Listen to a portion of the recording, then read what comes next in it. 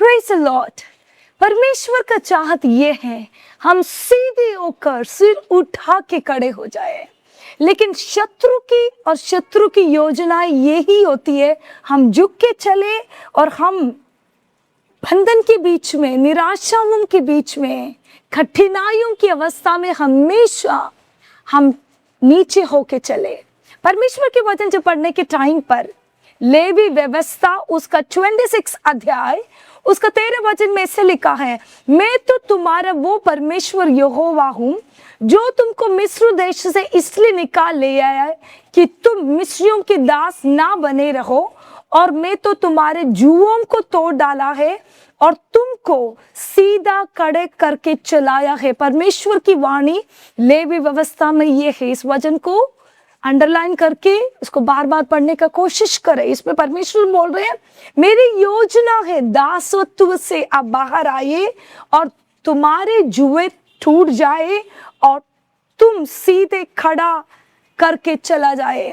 आमीन। परमेश्वर के वचन जब पढ़ने के टाइम पर लूका रचित सुसमाचार उसकी 13 अध्याय में 18 साल से कुबड़ी होके चलने वाले एक स्त्री को परमेश्वर छू कर चंगाई दे रहे और बोल रहे सीधे खड़े होके चल जाए।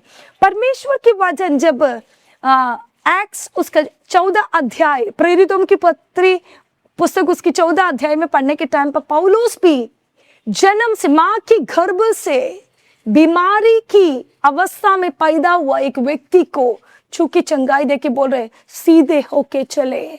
आज हमारे जीवन में हमको कुबड़ी कराने वाला अवस्थाएं क्या है? क्या गरीबी है? क्या रोग की अवस्था है? क्या किसी का श्राप की शब्द है? क्या हमारे पीछे सुना हुआ किसी का शब्द है जो आपकी वेदना को कम कर रही है?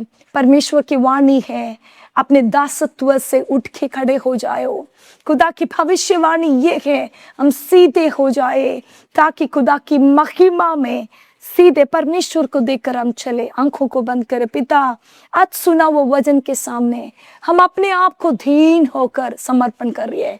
दासत्व के लिए नहीं खुदा, हमको परमेश्वर अधिकार के साथ महिमा में चलाना, आजादी में चलाना आपकी योजना है। कोई भी जन संकट में है तो आपके वचन को बेचकर चंगाई दे। ये प्रार्थना मानते हैं प्रभु यीशु मसीह के नाम से। आमीन। God bless you.